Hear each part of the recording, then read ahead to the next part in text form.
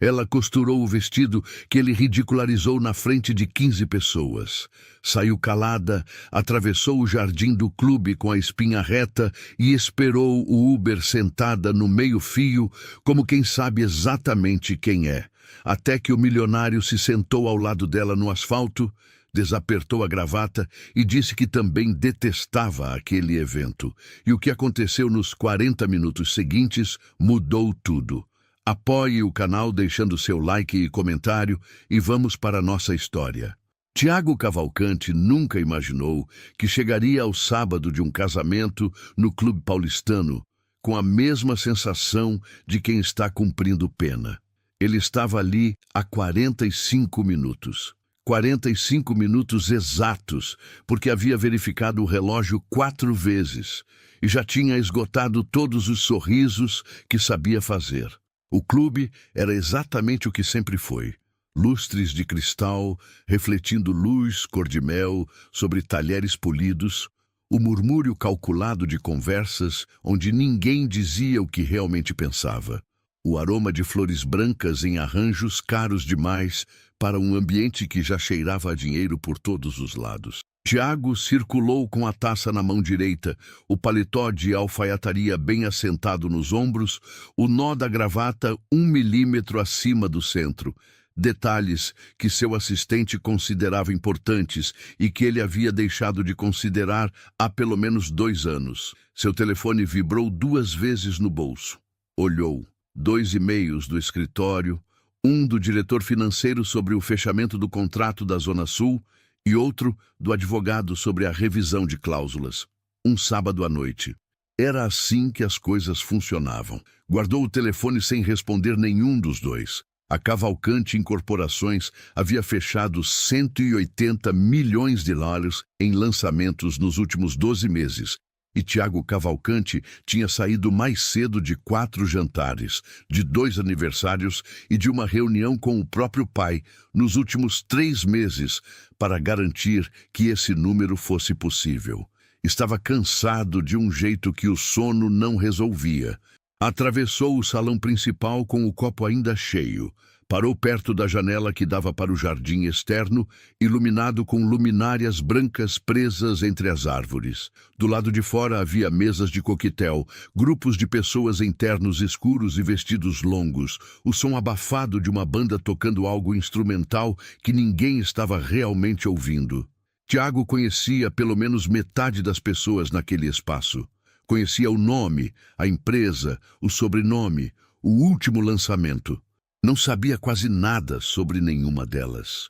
Era uma forma de solidão que ele havia aprendido a não nomear. Chamava de agenda cheia, de compromissos, de responsabilidades. Seu filho de 8 anos havia perguntado na semana anterior, enquanto tomavam sorvete numa tarde de quarta-feira, que Tiago havia esvaziado na agenda especificamente para isso, se o pai gostava do seu trabalho. Tiago havia demorado 3 segundos para responder. 3 segundos que o menino notou. Você demorou, pai.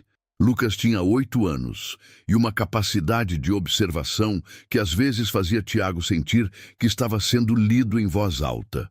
Foi nesse estado de mente, entre o cansaço e o e-mail não respondido e o rosto de Lucas fazendo a conta dos 3 segundos, que Tiago viu o que aconteceu no centro do salão. Ela estava de pé, perto de um grupo de mesas, o vestido verde escuro com uma gola trabalhada que Tiago notou mesmo de longe, porque era diferente de tudo que havia no salão. Não diferente como quem tenta ser diferente, diferente como quem fez com as próprias mãos. O vestido tinha um caimento específico, uma linha nos ombros que não seguia nenhum molde de grife que ele conhecia. E Tiago conhecia algumas porque tinha assinado cheques para algumas ao longo dos anos, que preferia não computar. Havia um homem à frente dela, alto, terno cinza, a voz que chegava até Tiago em fragmentos acima do murmúrio geral. O grupo ao redor prestava atenção. O homem apontou para o vestido dela e disse algo. Tiago não ouviu as palavras. Ouviu as risadas. 6, 7 pessoas. A gargalhada chegando antes que o grupo terminasse de entender a piada. A mulher no vestido verde não riu. Não respondeu. Pegou a bolsa que estava na cadeira ao seu lado com um movimento lento, deliberado, como quem está fazendo questão de não apressar nada, e caminhou em direção à saída sem olhar para nenhum deles uma segunda vez. Tiago ficou parado perto da janela por um momento. O homem de terno cinza voltou a falar mais animado, e alguém no grupo bateu palmas suavemente, como quem aprecia uma boa performance. Tiago largou a taça na mesa mais próxima, ainda cheia, e foi embora. Renata Souza havia chegado ao clube paulistano com 2 horas de antecedência para ter tempo de ir ao banheiro e recalibrar a postura antes de entrar. Ela sabia que estaria fora do lugar. Sabia disso quando a prima Carol havia ligado para convidá-la com aquela voz de quem está fazendo uma gentileza que custa. Não custa a Carol, que mora num flat no Jardim Paulista e serve chá importado para as amigas num sala que cabe 3 vezes o apartamento de Renata. Custa para a Renata, que precisou de 3 semanas e 2 sábados sem comprar nada além do estritamente necessário para separar o suficiente para um vestido novo no Brás. Ela havia garimpo o tecido num ateliê de ponta de estoque na rua José Paulino, verde escuro brilhante, que estava sobrando de uma coleção que não saiu como planejado. Pagou $38 o metro e levou 2. Passou 4 noites costurando depois das 10 da noite, depois que a mãe dormia e a oficina ficava quieta, com a luz da máquina iluminando as mãos que passavam 8 horas por dia fazendo exatamente isso. A gola foi a parte mais demorada.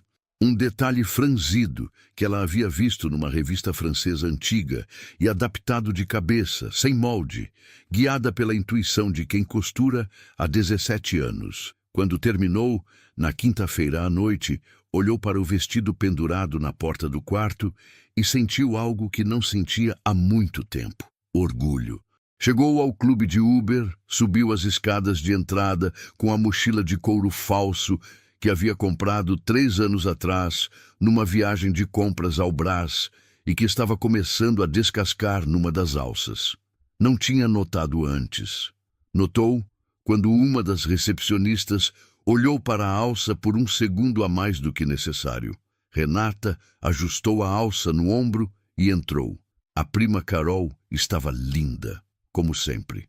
O marido dela, Rodrigo, era o filho mais novo de uma família de empreiteiros do interior e tinha o sorriso de quem nunca precisou preocupar com o preço de nada.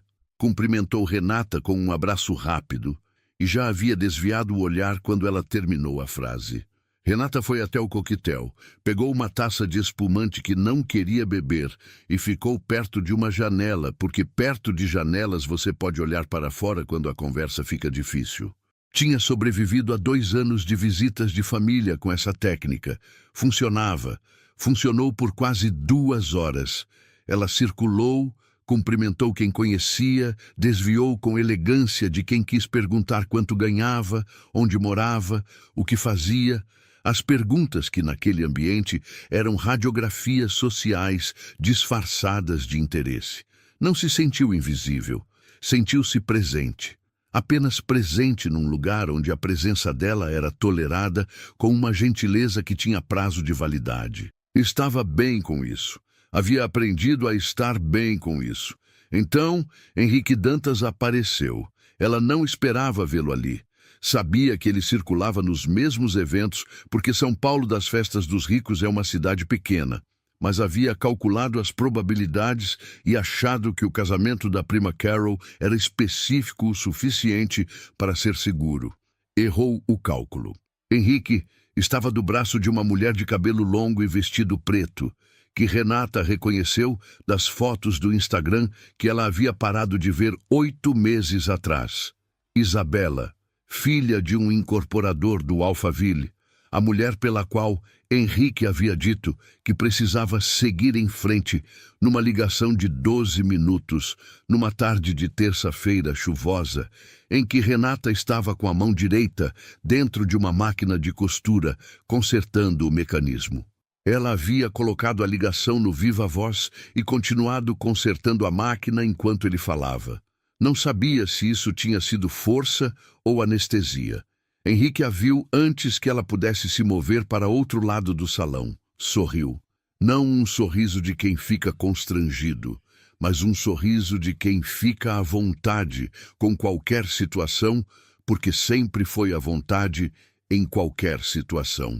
Veio na direção dela com Isabela no braço, vinho na mão livre, a leveza de quem não tem nada a se desculpar. Cumprimentou-a pelo nome, apresentou Isabela, perguntou como ela estava com o tom de quem pergunta sobre o tempo. Renata respondeu que estava bem. Disse que o casamento estava bonito. Henrique concordou e então olhou para o vestido. Aquele olhar lento, de cima para baixo, que ela reconheceu imediatamente, porque era o olhar que ele usava quando queria que você soubesse que estava sendo avaliada. O grupo ao redor havia crescido. 15 pessoas, talvez mais. Você mesma costurou, né? Henrique disse, e a voz era alta o suficiente para que todos ouvissem. Dá para ver. As risadas chegaram antes que Renata pensasse em respirar. Não era a primeira vez que ela ouvia algo assim. Não era a primeira vez que um ambiente como aquele tentava fazer ela se sentir pequena. Mas havia algo diferente quando vinha de alguém que havia dormido no seu ombro durante 4 anos, que havia comido na mesa da sua mãe, que sabia exatamente o quanto aquele vestido havia custado. Não em dinheiro, mas em noites, em esforço, no orgulho cuidadoso que ela colocava em cada ponto. Havia algo diferente quando vinha de quem sabia o tamanho exato da ferida. Renata pegou a bolsa de couro falso da cadeira com o mesmo movimento lento que usava para dobrar um tecido difícil. Sem pressa, sem hesitação, com atenção ao que está fazendo. Não olhou para Henrique, não olhou para o grupo, não olhou para Isabela, que havia sorrido junto com os outros, com aquele sorriso de quem não tem problema nenhum com o que acabou de acontecer. Caminhou em direção à saída, a espinha reta, a boca fechada. Não porque não tivesse resposta. Tinha 3, pelo menos, que teriam feito silêncio naquela sala. Não respondeu porque havia uma forma de sobreviver uma humilhação que preserva mais do que qualquer coisa que você pode dizer. E ela conhecia essa forma há muitos anos. Desceu as escadas do clube sem correr. Atravessou o jardim externo sem olhar para trás, entre as luminárias brancas e os arranjos de flores e os casais que conversavam sem notar que ela passava. Chegou ao estacionamento e parou. Abriu o aplicativo, pediu o Uber, viu a tela dizer 12 minutos, sentou no meio-fio de granito que separava o jardim do asfalto. A noite de São Paulo estava quente, o ar carregado com o cheiro específico da cidade quando não chove há dias. Asfalto morno, escapamento distante, alguma coisa floral que vinha dos jardins do clube misturada com o concreto do mundo lá fora. Renata não chorou.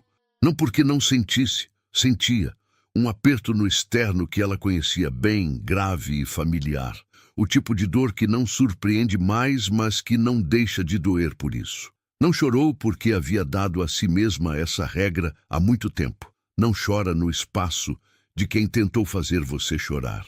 Ficou sentada no meio-fio com a bolsa no colo, o vestido verde espalhado em volta dela, no granito frio, olhando para o asfalto do estacionamento, onde os carros enfileirados eram todos pretos ou prata, todos grandes, todos de marcas que ela sabia reconhecer, porque 8 meses de namoro com Henrique Dantas te ensinam algumas coisas que você não pediu para aprender.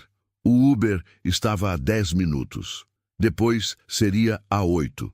Depois seria a 6.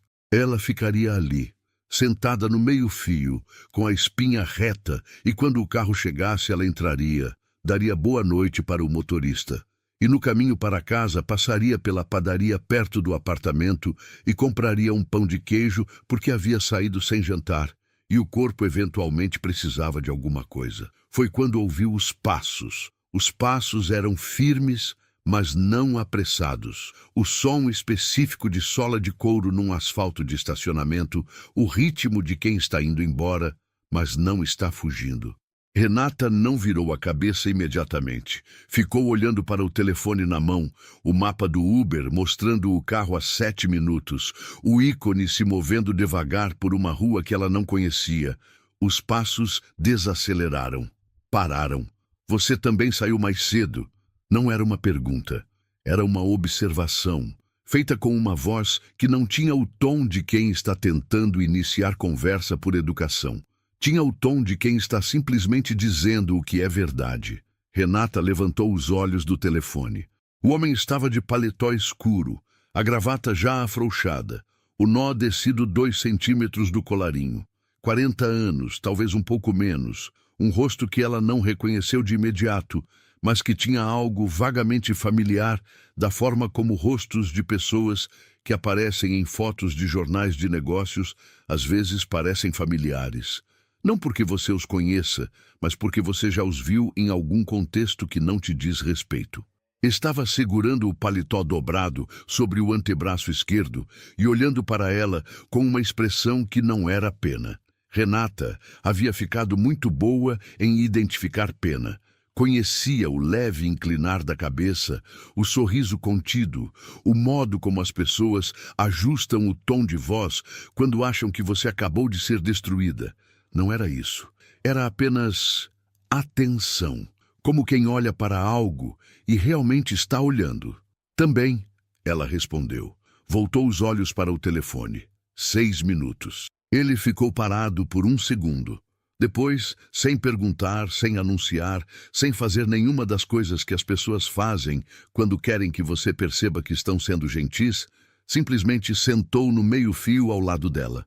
Não perto demais. Deixou um espaço de uns 40 centímetros entre os dois, o paletó caro no asfalto ao lado do quadril, e ficou olhando para o estacionamento com a mesma direção que ela estava olhando, como se houvesse algo interessante nos carros pretos e prata enfileirados que os dois ainda não haviam terminado de examinar. Renata esperou que ele dissesse alguma coisa. Ele não disse. Ficou ali, quieto, com o afrouxamento natural de alguém que chegou a um lugar onde não precisa performar nada. O silêncio entre os dois tinha uma qualidade específica que ela demorou alguns segundos para identificar. Não era constrangedor, era só silêncio. Eu posso te dar uma carona, ele disse, depois de um tempo que ela não soube medir. Tenho motorista aqui. Renata olhou para ele. Olhou de verdade, pela primeira vez desde que ele havia sentado, avaliando como ela avaliava tecido, procurando onde estava a costura, onde estava o ponto que ia abrir. Homem rico oferecendo carona para a mulher sozinha num estacionamento. Ela conhecia esse roteiro, tinha vivido partes dele. Obrigada, tenho Uber. A quanto está? 6 minutos. Ele assentiu com a cabeça, como se isso fosse uma resposta completamente razoável para uma pergunta completamente razoável. Não insistiu.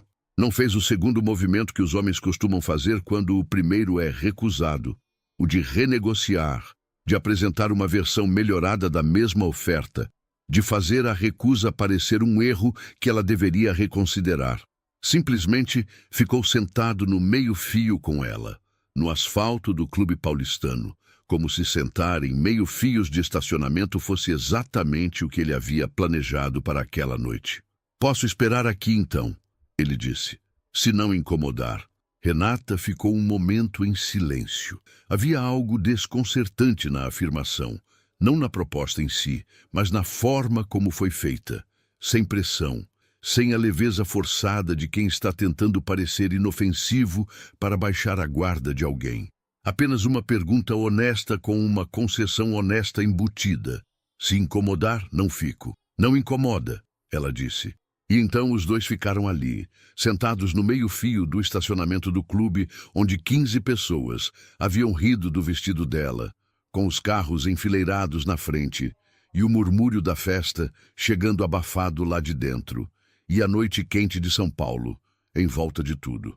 Tiago, ele disse sem virar para ela, ainda olhando para a frente. Renata. O silêncio voltou, mas tinha mudado levemente de textura. Era o silêncio de 2 estranhos que já sabem o nome um do outro e estão decidindo o que fazer com isso. O vestido, ele disse. Fez uma pausa curta, como quem está procurando a palavra certa antes de usá-la. Os detalhes da gola. Eu nunca vi um trabalho assim pronto de ateliê. Renata sentiu alguma coisa se ajustar dentro do peito. Não de forma suave, mas como uma engrenagem resistindo antes de encaixar. Era o vestido. Ele estava falando do vestido. Ela ficou alguns segundos decidindo se havia ironia na frase, se havia alguma dobra escondida, o preâmbulo de uma observação que ia machucar de outra forma. Não encontrou nada disso. Fiz eu mesma, ela disse.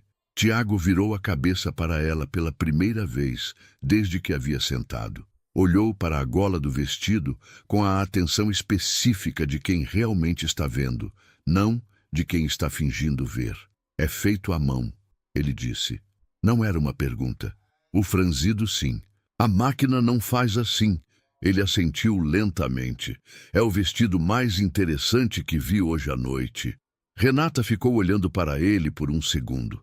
Procurou o sorriso de quem está sendo gentil por obrigação, o tom condescendente de quem acha que um elogio resolve qualquer coisa.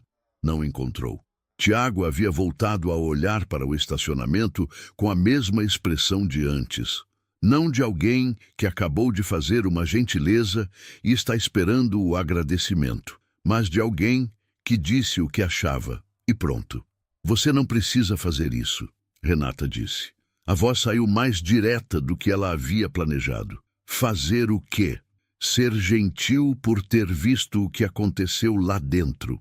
Tiago ficou quieto por um momento. Depois virou para ela completamente, o corpo se ajustando no meio-fio, e a olhou com uma expressão que ela não soube classificar imediatamente. Não era surpresa, não era irritação, era algo mais parecido com reconhecimento. Eu fui gentil, ele disse. Achei que estava sendo honesto. O Uber estava a 3 minutos.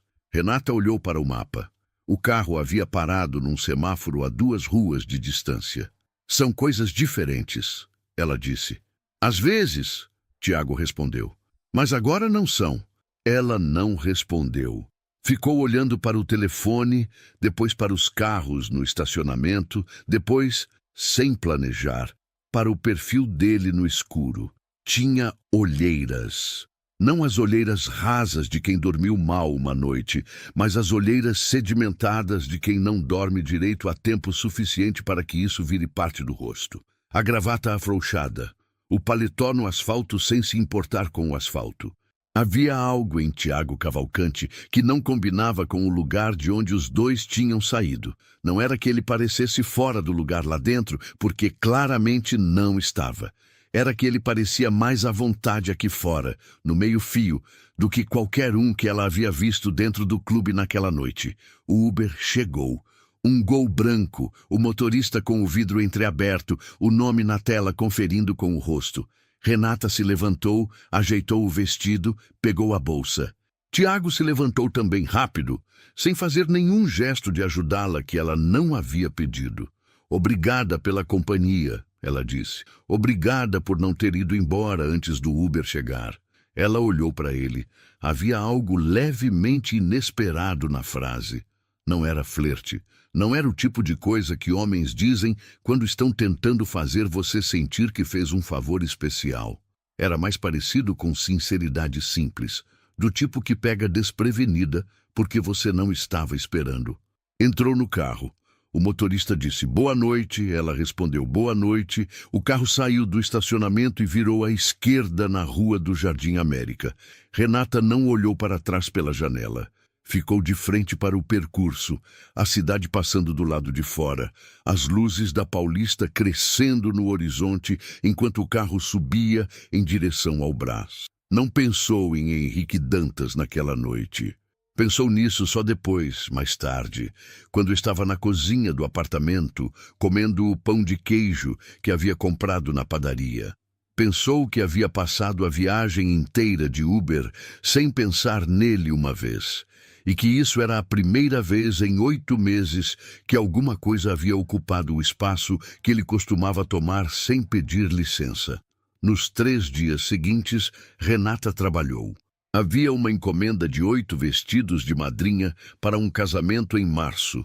Tudo no mesmo modelo, em tons de blush e rosé, tecido que a noiva havia escolhido numa grife do Itaim e mandado para a oficina em rolos que ainda cheiravam a embalagem de exportação.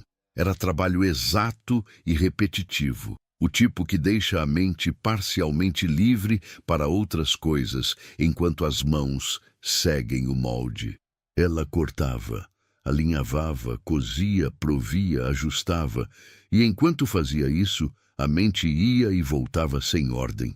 Para a mãe, que havia acordado na segunda com o joelho inchado e recusado chamar o médico.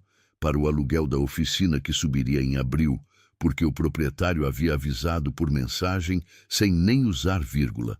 Para o ateliê que ela desenhava mentalmente há 4 anos e que continuava existindo apenas como planta baixa imaginária no fundo da cabeça.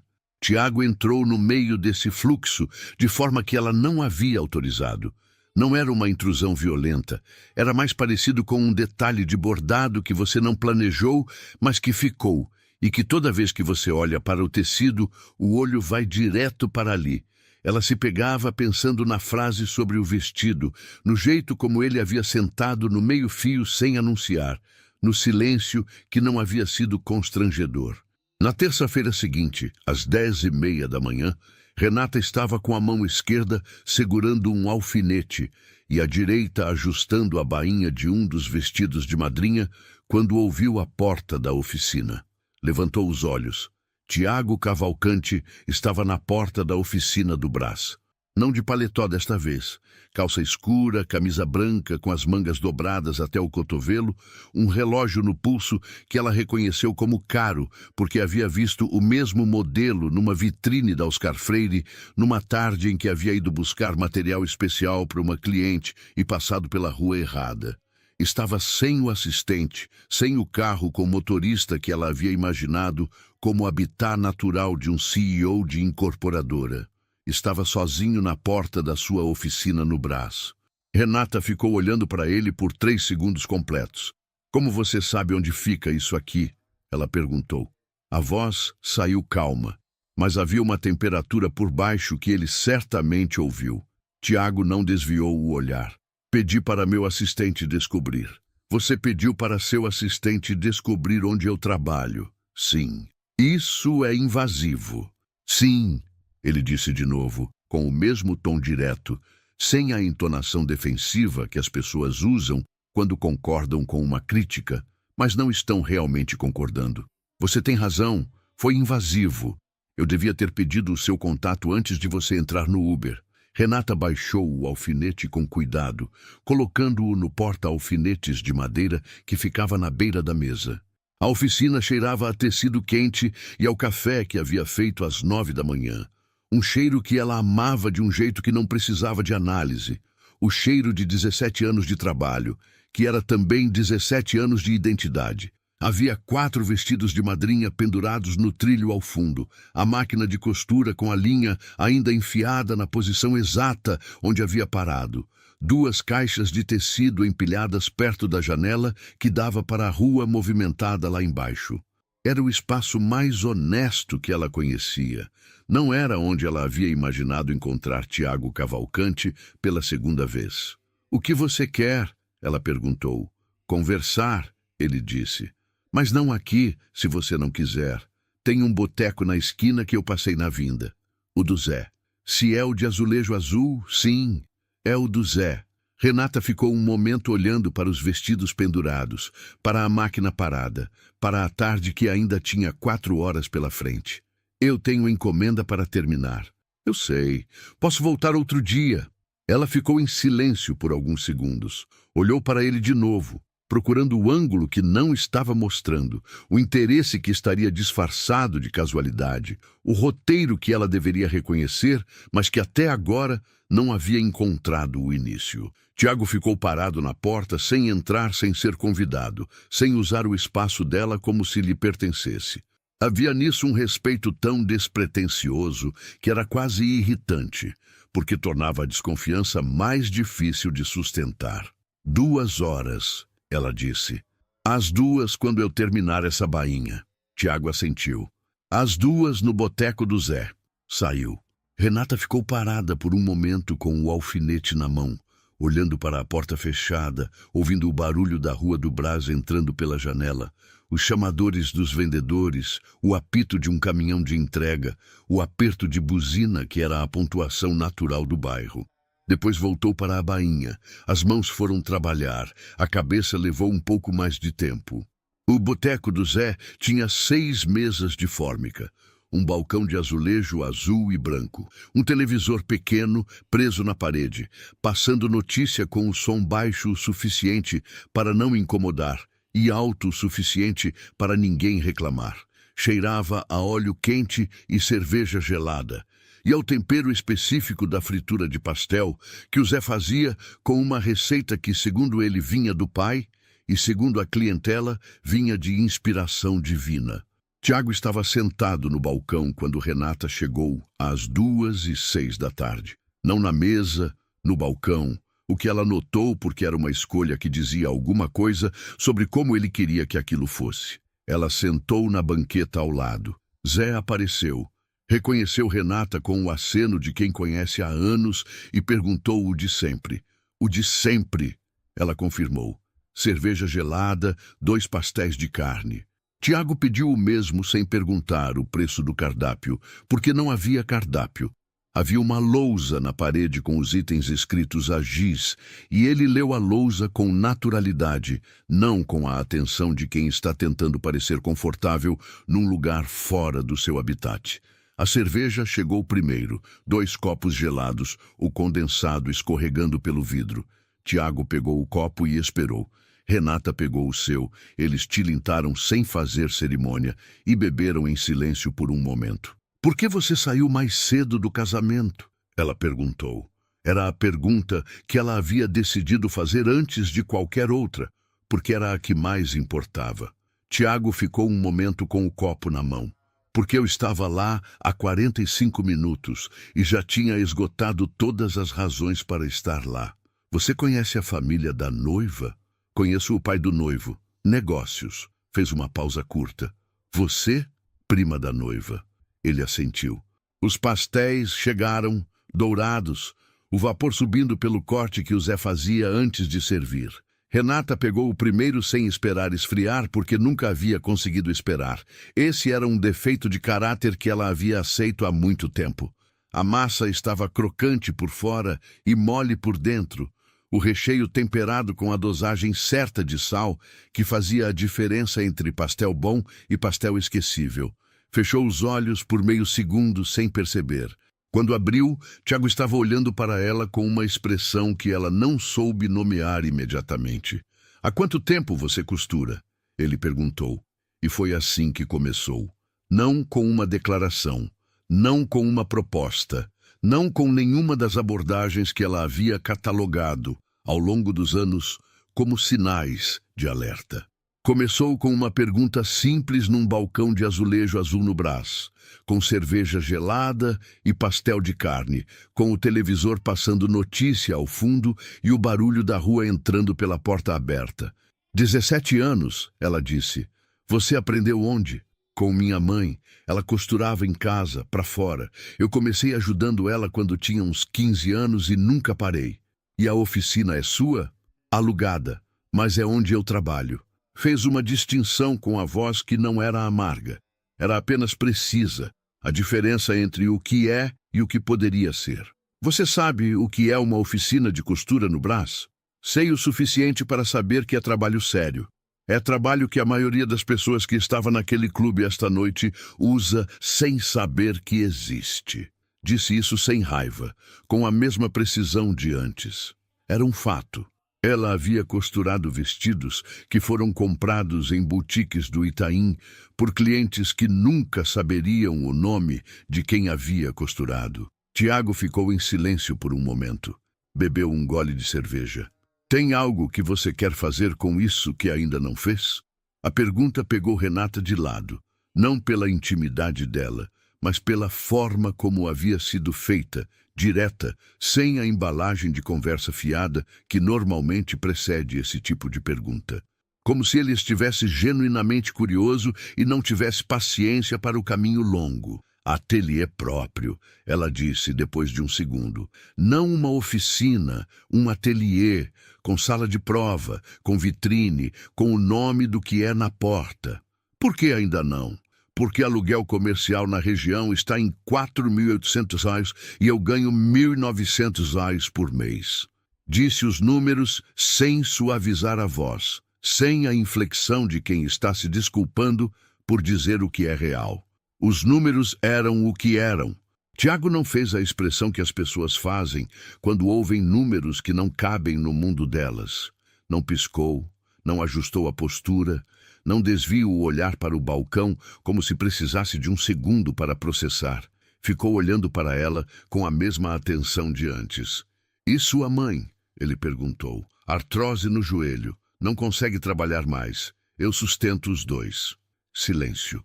O pastel esfriou o suficiente para ele comer. E ele comeu.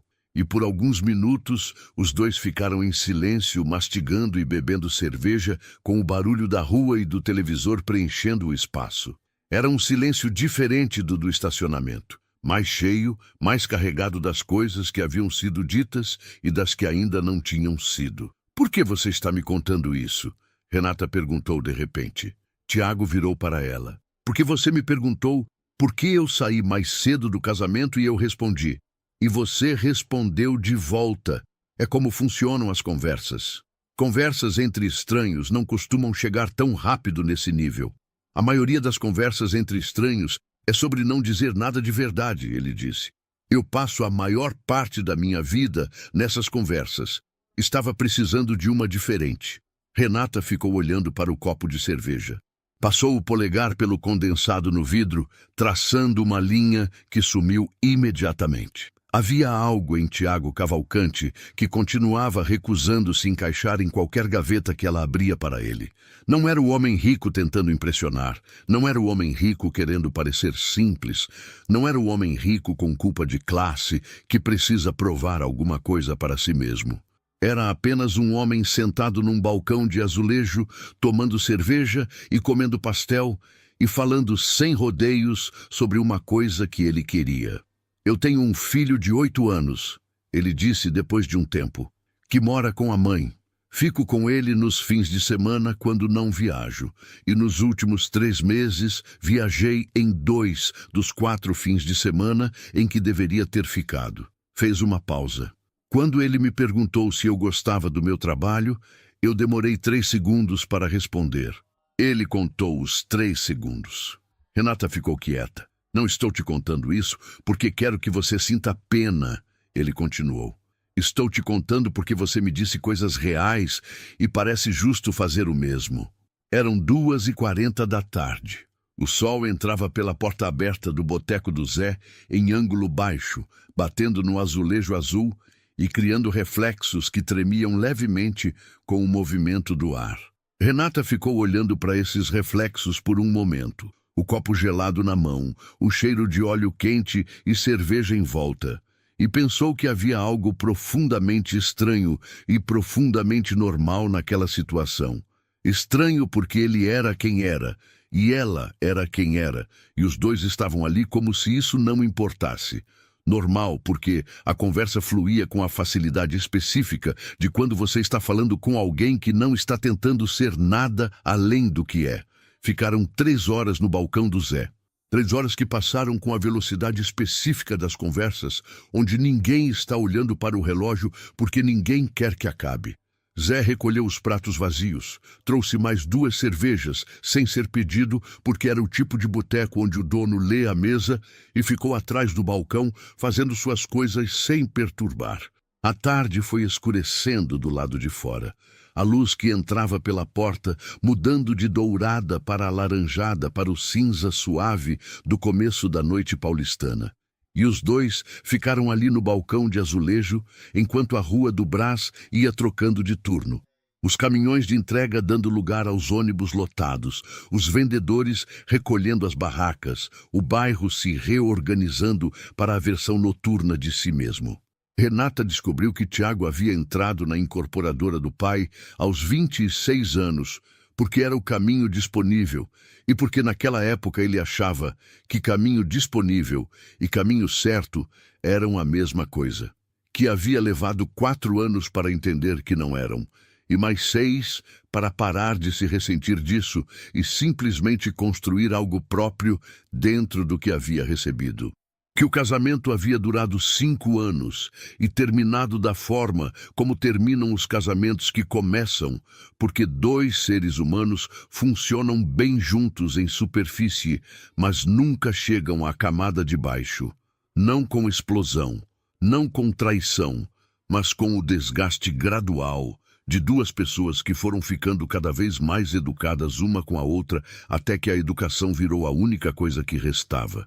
Que Lucas havia nascido no 3º ano e que era a parte do casamento que havia valido cada dia, incluindo os ruins. Ela contou sobre a mãe, Dona Iracema, 61 anos, que havia costurado para fora durante 20 anos para criar Renata sozinha depois que o pai foi embora quando ela tinha 6, que agora acordava de manhã com os joelhos tão rígidos que precisava de 10 minutos para se mover da cama para o banheiro, mas que recusava, com uma teimosia admirável, qualquer sugestão de médico especialista, porque médico especialista é luxo de quem tem plano bom. Contou sobre os vestidos de noiva que havia costurado ao longo dos anos, para clientes que às vezes mandavam foto do casamento e às vezes simplesmente desapareciam depois de pagar, e como ela não sabia dizer qual dos 2 a incomodava mais. Contou que uma vez, 3 anos atrás, havia costurado um vestido de alta costura para uma cliente que pagou 3 vezes, 200 pelo trabalho, e que esse vestido havia aparecido numa reportagem de revista com a grife da loja que havia vendido para a cliente, sem mencionar quem havia feito. Você reclamou? Tiago perguntou. Para quem? Ele ficou em silêncio. Não tem estrutura para isso, Renata disse sem amargura, com a objetividade de quem descreve a topografia de um terreno que conhece bem. Não tem contrato, não tem nota fiscal com descrição detalhada do serviço, não tem advogado que vai trabalhar por honorários para a costureira do Brás contra a grife do Itaim. Bebeu um gole de cerveja. Você aprende a documentar melhor e a seguir em frente. Tiago ficou um momento olhando para o balcão. Isso não deveria ser assim. Não, ela concordou. Mas não era resignação. Era o pragmatismo específico de quem não tem o luxo de ficar preso na distância entre o que deveria ser e o que é, porque essa distância não paga aluguel. Tiago pareceu entender isso sem que ela precisasse explicar, e o fato de ele entender, sem precisar de explicação, era em si uma coisa incomum que ela arquivou em silêncio. Quando Renata finalmente olhou para o relógio no telefone, eram 5h47 da tarde. Ela tinha que passar no mercado antes de fechar para comprar o remédio da mãe que havia esquecido de manhã, e o ônibus para o Brás até a Muuca, onde morava, levava 40 minutos no trânsito daquele horário. Eu preciso ir, ela disse. Tiago chamou o Zé. Pediu a conta. Renata já estava com a carteira na mão. Eu pago o meu, ela disse. O tom não era agressivo. Era simples. Eu sei. Ele não tentou argumentar. Dividiu a conta com a naturalidade de quem não acha que pagar por alguém é uma forma de educação. Cada um pagou o que havia consumido. Renata deixou gorjeta porque sempre deixava gorjeta no Zé. E os 2 saíram para a rua que agora cheirava ao fim do dia no Brás. O asfalto quente, o óleo de fritura de 4 botequins diferentes se misturando, o diesel dos ônibus e, por baixo de tudo, o cheiro específico do tecido que impregnava o bairro de uma forma que você só percebe quando fica afastado por um tempo e volta. Na calçada, ficaram parados por um momento com o trânsito passando devagar à frente. A luz dos postes já havia acendido, amarela e irregular, algumas lâmpadas piscando. Foi uma boa tarde, Renata disse. Disse porque era verdade e porque ela tinha o hábito de dizer as coisas verdadeiras quando elas eram simples o suficiente para dizer. Foi, Tiago concordou. Você aceita se eu aparecer de novo? Ela ficou um segundo. Se avisar antes. Qual é o seu número? Ela ditou. Ele salvou. Simples assim, sem o ritual de troca de cartões, ou de redes sociais, ou das camadas que as pessoas costumam colocar entre elas quando não têm certeza do que estão construindo. Um número de telefone e um aceno de despedida. E Renata foi para o ponto de ônibus com a bolsa no ombro e o barulho do Brás ao redor. No ônibus, de pé porque estava lotado, segurando na barra com a mão direita e olhando pelas janelas embaçadas para as ruas passando, ela percebeu que havia ficado 3 horas num balcão de boteco falando com um homem que ela havia conhecido sentada num meio-fio de estacionamento há 4 dias e que em nenhum momento das 3 horas ela havia se sentido avaliada. Havia se sentido vista, que era completamente diferente. Vista era quando alguém presta atenção no que você diz e não no que você representa. Avaliada era quando alguém presta atenção no que você representa e usa o que você diz para confirmar ou refutar a avaliação. Ela sabia distinguir os dois porque havia passado tempo suficiente com pessoas que faziam o segundo para saber exatamente como o primeiro se parecia em contraste. Nos dias seguintes, Tiago mandou mensagem uma vez, na quinta-feira à noite, às 9h30, quando ela estava terminando de ajustar o 5º vestido de madrinha. Perguntou se ela estaria livre no sábado de tarde. Ela respondeu que estaria livre depois das 3. Ele respondeu, Parque Trianon, às 3h30? Ela ficou olhando para a mensagem por alguns segundos. Depois respondeu, tudo bem. O Parque Trianon ficava no coração da Avenida Paulista. Uma ilha de mata fechada e sombra entre os prédios de vidro e concreto. E havia algo propositalmente democrático na escolha. Não era um restaurante que implicava conta e obrigação. Não era um lugar onde classe social se escrevia em cardápio. Era um parque público onde todo mundo sentava no mesmo banco de madeira e olhava para as mesmas árvores. Tiago estava lá quando ela chegou. Pontual, de jeans e camiseta branca, sentado num banco perto da entrada, sem o relógio caro e sem o paletó, e com uma expressão de quem havia dormido razoavelmente pela primeira vez em algum tempo. Ela chegou de ônibus, de tênis, com o cabelo preso do jeito que prendia quando não queria se preocupar com o cabelo. Não havia nada para performar. Caminharam pelos trilhos do parque por um tempo sem destino específico. A sombra das árvores, pesada e úmida e grata depois do asfalto da Paulista. Havia casais, crianças, um grupo de jovens com violão, um homem velho alimentando pombos com um saco de pão que parecia ter trazido especificamente para isso. A cidade existia lá fora como sempre, barulhenta, urgente, indiferente, mas dentro do Trianon havia uma temperatura diferente, física e outra coisa também. Você dormiu essa semana? Renata perguntou em determinado momento, sem saber exatamente por que perguntou. Tiago olhou para ela de lado. Como você sabe que não durmo? Olheiras de pessoa que não dorme têm uma textura específica, diferentes das de quem dormiu mal uma noite. Ele ficou em silêncio por um momento, olhando para o trilho à frente. 2 anos, ele disse. Desde o divórcio, mais ou menos. Não durmo mais de 5 horas seguidas. Você foi ver alguém? Fui num psiquiatra que me receitou Zolpidem e me cobrou-lhe 650 reais pela consulta de 20 minutos. Pausa curta. Tomei 2 comprimidos e parei. Não era o que eu precisava. O que você precisava? Ele demorou para responder. E a demora não era evasão. Era alguém pensando de verdade antes de falar. Parar de fazer as coisas automaticamente, disse por fim. Há 2 anos eu acordo. Verifico o e-mail, faço ligações, assino documentos, assisto reuniões, janto sozinho ou com pessoas que falam sobre negócios durante o jantar, volto para casa, não consigo dormir, acordo e repito. Fez uma pausa. Não é que a vida esteja errada, é que não sinto que estou vivendo ela, estou gerenciando ela. Renata ficou andando em silêncio por um momento. Uma criança passou correndo entre os dois, rindo de alguma coisa que ninguém mais via. E os dois se desviaram naturalmente e voltaram a caminhar lado a lado. Minha mãe me disse uma vez, Renata começou, que tem uma diferença entre trabalhar para viver e viver para trabalhar, mas que tem uma terceira coisa que é pior que as duas, que é trabalhar para não ter que sentir nada. Fez uma pausa. Ela disse isso sobre o meu pai, na verdade. Mas eu penso nessa frase de vez em quando vejo pessoas que têm tudo no papel. Tiago ficou em silêncio. Depois, sua mãe é sábia. Ela é tinhosa e teimosa e se recusa a ir ao médico com o joelho que está destruindo ela. Pausa. E sim, é sábia. Ele riu. Não o riso social, não o riso de quem está sendo educado.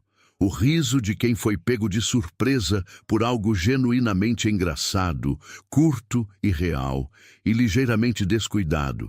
O tipo de riso que as pessoas fazem quando não estão pensando em como riem. Renata notou isso de um jeito que não quis nomear ainda. Sentaram num banco perto de um trecho onde as árvores abriam numa clareira pequena, a luz da tarde de sábado entrando em diagonal entre as folhas e criando no chão um padrão de luz e sombra que se movia lentamente com o vento. Ficaram sentados em silêncio por um tempo, olhando para o parque, com o barulho abafado da Paulista chegando de fora como algo que pertence a outro mundo. «Por que você foi até a oficina?» Renata perguntou. Era a pergunta que ela havia guardado desde a terça-feira. De verdade, Tiago ficou olhando para as árvores, porque saí do estacionamento no sábado e não consegui parar de pensar na conversa. A conversa durou 40 minutos. Eu sei, mas foi a conversa mais real que eu tive em meses. Virou para ela. Você não tentou ser nada, não tentou impressionar, não tentou afastar, não fez o que a maioria das pessoas faz quando está perto de alguém que tem dinheiro, que é ou bajular ou compensar. Você apenas existiu, com a espinha reta no meio-fio de um estacionamento depois de uma coisa horrível. Renata ficou olhando para a clareira. O padrão de luz e sombra no chão continuava se movendo. E você achou que aparecendo na minha oficina eu ia... Ela começou. Não achei nada específico, ele interrompeu gentilmente. Sabia que você podia me mandar embora. Fiquei preparado para isso. Eu quase mandei, eu sei, mas você pediu desculpas de verdade, porque errei de verdade. Ela virou para ele. Havia algo desconcertante em conversar com alguém que não se defendia quando estava errado. Não por fraqueza, mas porque simplesmente não achava que estava errado. Era um estado que precisava ser defendido a qualquer custo. Era uma qualidade rara, de um jeito que ela não havia esperado encontrar naquele homem específico. Tiago. A voz saiu mais suave do que ela havia planejado. Você sabe quem eu sou. Sabe o que eu ganho, onde eu moro, o que eu faço. Eu sei o que você tem. Isso é um desequilíbrio enorme. Eu sei. E você não acha que isso é um problema? Ele ficou em silêncio por um momento. Acho que pode ser um problema da forma que a gente lida com ele. Não acho que a diferença em si é um problema. Dinheiro não faz duas pessoas incompatíveis. Faz duas pessoas que precisam ser honestas sobre o que isso significa. Você está sendo muito racional sobre algo que vai ser muito complicado. Provavelmente. Pausa curta. Mas eu tenho passado 2 anos sendo muito racional sobre coisas que não ficaram menos complicadas por isso. Renata ficou olhando para ele. Havia naquela frase uma honestidade específica que ela reconhecia. A honestidade de quem tentou o controle e aprendeu na prática que não funciona. Não era sabedoria de livro, era sabedoria de cicatriz. Saíram do parque quando o sol estava baixando e a temperatura do Trianon havia mudado para o fresco úmido das árvores, perdendo o calor. Caminharam até a saída pela Paulista, onde a avenida era sua versão de fim de tarde de sábado. Menos carros, mais pedestres, os museus fechando, grupos de jovens sentados nas muretas. Pararam no ponto onde os caminhos deles divergiam naturalmente. Ele para o estacionamento onde havia deixado o carro, ela para o ponto de ônibus. Semana que vem? Ele perguntou. Ela ficou 1 segundo. Pode ser. Era a segunda vez que ela havia dito pode ser para ele. Pela primeira vez em muito tempo, pode ser não era uma forma de dizer não. Nos dias seguintes, se encontraram mais 3 vezes. Uma vez num café em Pinheiros que Tiago havia sugerido, pequeno, independente, a decoração feita de madeira e plantas e o cardápio escrito num quadro negro, o tipo de lugar que existe em Pinheiros como resistência silenciosa às franquias ao redor. Renata chegou direto da oficina, com o cabelo ainda cheirando ao tecido quente, e Tiago estava lá antes dela com 2 cafés já pedidos porque havia perguntado por mensagem, antes de sair, o que ela tomava. Ela havia respondido, café com leite, sem açúcar. Ele havia respondido, eu também, e havia algo pequeno, mas preciso nessa coincidência de gosto simples, que ela não soube onde colocar, mas que ficou. Uma vez, Tiago apareceu na oficina no fim da tarde com 2 salgados embrulhados num guardanapo. Não anunciou antes, mas bateu na porta e esperou do lado de fora. Renata estava terminando um ajuste de última hora num vestido de festa que precisava ser entregue no dia seguinte, e ele ficou na soleira por 40 minutos enquanto ela terminava, sem tentar apressar, sem ficar no celular de forma ostensiva, apenas sentado num caixote de tecido que havia puxado para a entrada e observando o trabalho com a atenção de alguém que acha o que está vendo genuinamente interessante. Quando ela terminou e cobriu o vestido no cabide, ele estendeu o salgado ainda morno e disse, coxinha ou esfia? Ela pegou a esfia e ficaram na calçada comendo em pé, o barulho do brás ao redor, a noite entrando pelo bairro. Não foi nada. Era tudo. Uma vez saíram para jantar num restaurante de bairro em Vila Mariana que Renata conhecia há anos. Não sugeriu por teste, não sugeriu para ver a reação dele, sugeriu porque era boa comida e lugar honesto, e era onde ela ia quando queria comer bem, sem precisar fingir que a conta não existia. Tiago chegou de carro, mas estacionou na rua e entrou no restaurante como qualquer pessoa. Cumprimentou o dono pelo nome, porque Renata o havia apresentado na entrada. Pediu o prato do dia, porque ela havia dito que o prato do dia era sempre a melhor escolha. Conversaram por 2 horas sobre coisas que não tinham urgência de negócios. Sobre o filho dele, Lucas, que havia ganhado um peixe de estimação e passado 3 dias criando nomes e descartando todos por algum critério que só fazia sentido para ele. E que havia chegado à conclusão final de que o peixe se chamaria peixe, assim mesmo com maiúscula, porque qualquer outro nome seria pretensão. Renata riu de um jeito que não continha, a risada saindo antes que ela pensasse em modular o volume, e Tiago a olhou com a expressão de quem guarda o momento no lugar onde guarda as coisas que importam. Ela contou sobre uma cliente de anos atrás que havia encomendado um vestido de noiva completo, com bordado manual, 40 horas de trabalho, e que na semana da prova final havia ligado para dizer que havia cancelado o casamento e que não precisava mais do vestido, mas que não ia pagar porque o serviço não havia sido concluído. Renata havia levado 2 dias para decidir o que fazer com o vestido pronto que ninguém ia usar, e no fim havia mandado para a Cáritas com uma nota que dizia apenas para quem precisar. Tiago ficou em silêncio por um momento depois dessa história. Você devia ter cobrado, ele disse. Eu sei. Por que não foi atrás? Porque eu teria gasto mais energia brigando do que o valor que ia recuperar. Fez uma pausa. E porque no fim, preferi que o vestido fosse para alguém que ia usar com felicidade. Tiago ficou olhando para ela. Você faz isso sempre? Transforma o que te custou em alguma coisa que serve para outra pessoa? Renata pensou na pergunta de verdade antes de responder. Acho que aprendi que guardar o que te custou fica pesado demais depois de um tempo. Era a 14ª noite desde o estacionamento do clube paulistano. A atração era óbvia. Havia sido óbvia desde o balcão do Zé, talvez desde o meio-fio do estacionamento, e os 2 haviam tratado disso com a cautela de quem sabe que o que está construindo pode ser frágil e não quer testar a estrutura antes que esteja pronta. Tiago não havia tentado nada que ela não houvesse consentido. Renata não havia deixado de colocar as perguntas difíceis quando apareciam.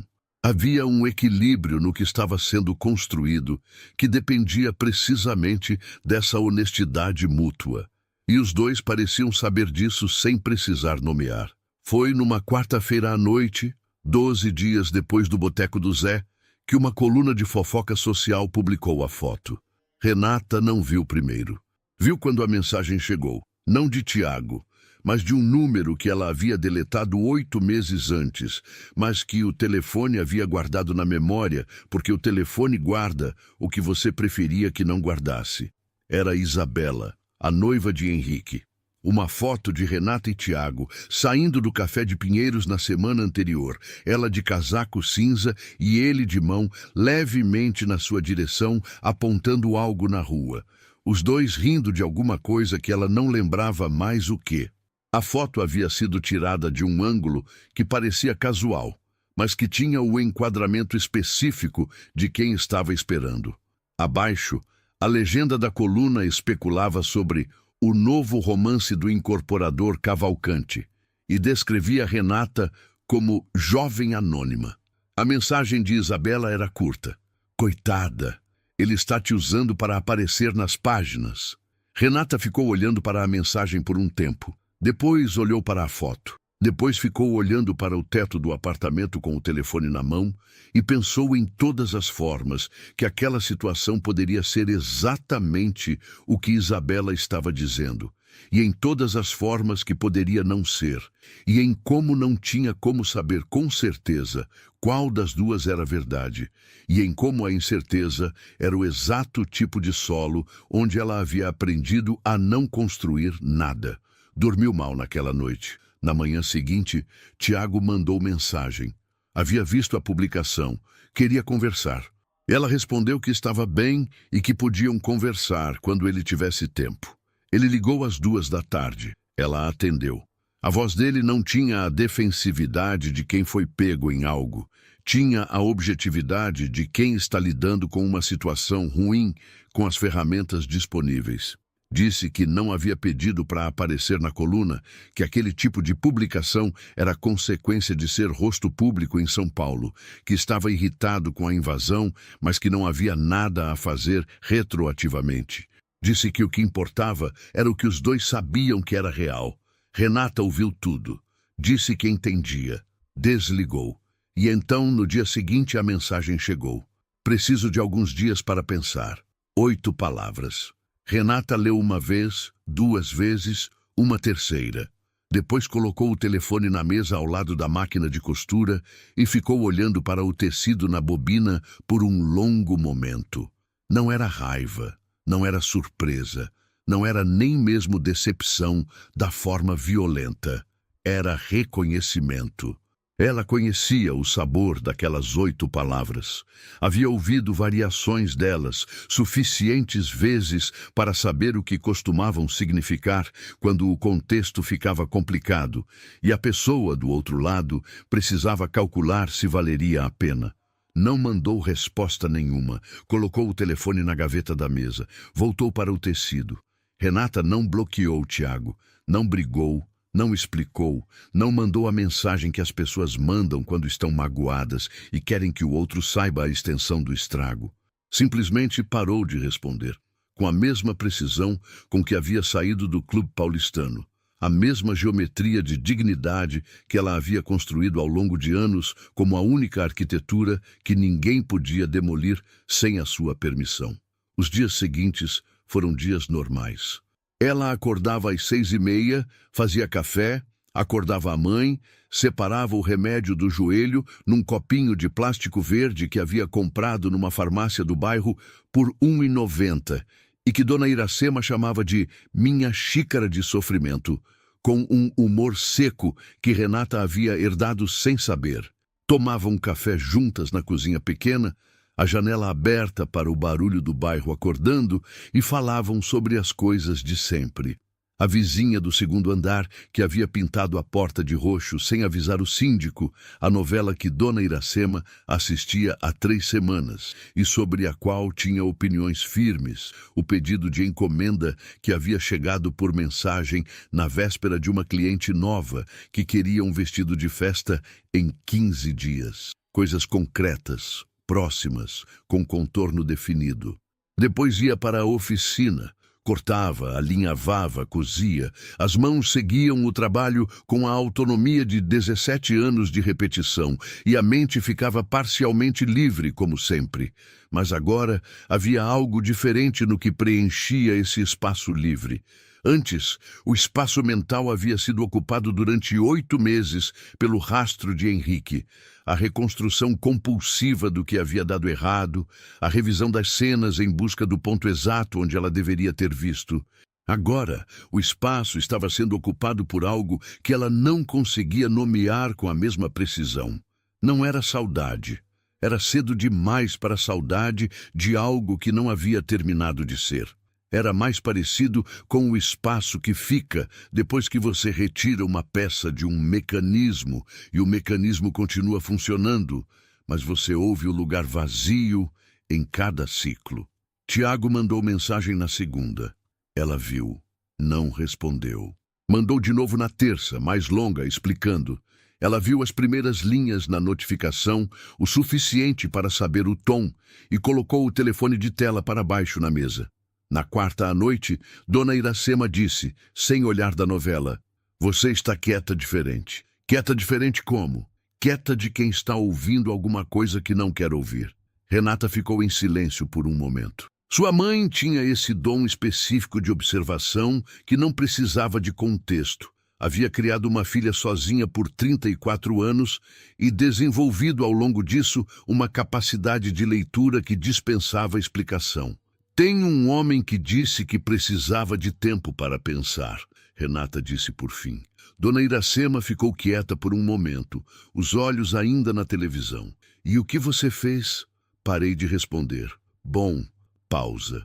Homem que precisa de tempo para pensar se você vale a pena já deu a resposta.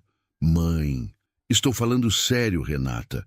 Homem que está com dúvida quando a coisa fica complicada, vai continuar com dúvida quando a coisa ficar complicada de novo. E sempre vai ficar. Renata ficou olhando para a televisão sem ver o que estava passando.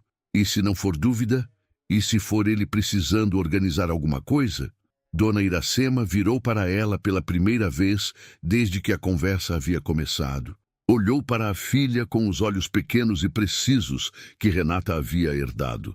Se não for dúvida, ele vai aparecer, com ação, não com mensagem. A novela voltou. As duas ficaram em silêncio. O apartamento cheirava ao jantar que haviam feito mais cedo. Arroz, feijão, uma abóbora refogada que Dona Iracema fazia com gengibre numa receita que dizia que havia inventado, mas que Renata suspeitava ter vindo de uma revista dos anos 90.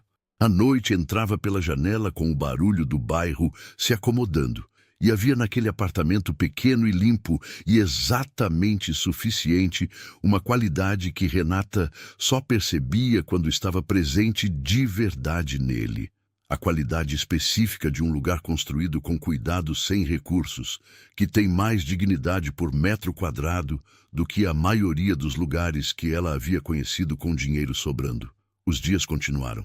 Quinta, sexta, sábado. Renata trabalhou, entregou os vestidos de madrinha, recebeu o pagamento, pagou o aluguel da oficina, pagou a conta de luz, separou o dinheiro para o remédio da mãe do mês seguinte, ficou com 340 para o resto do mês.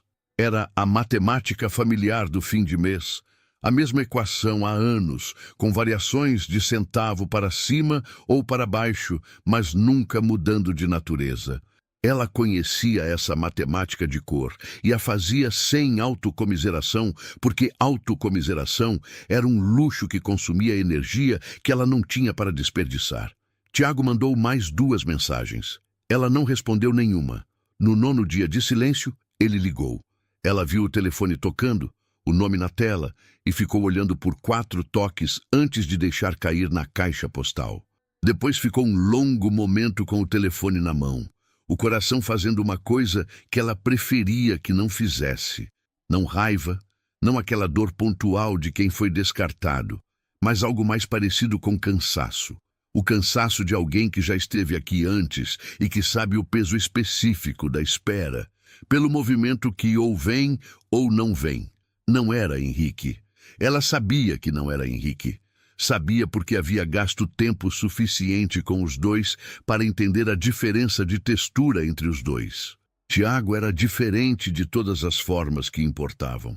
Mas diferentes de todas as formas que importavam, também podiam ter o mesmo fim pelas formas que não importavam.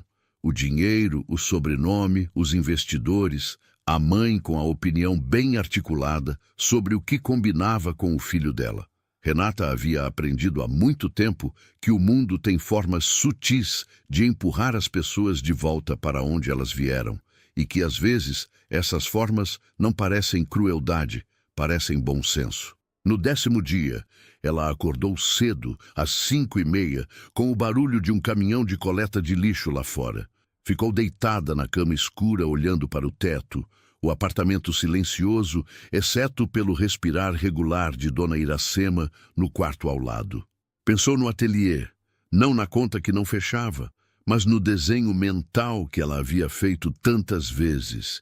A vitrine com os manequins, a sala de prova com o espelho de 3 faces, o trilho longo, onde os vestidos ficavam pendurados com espaço suficiente para respirar, a luz boa vinda de uma janela grande voltada para o norte.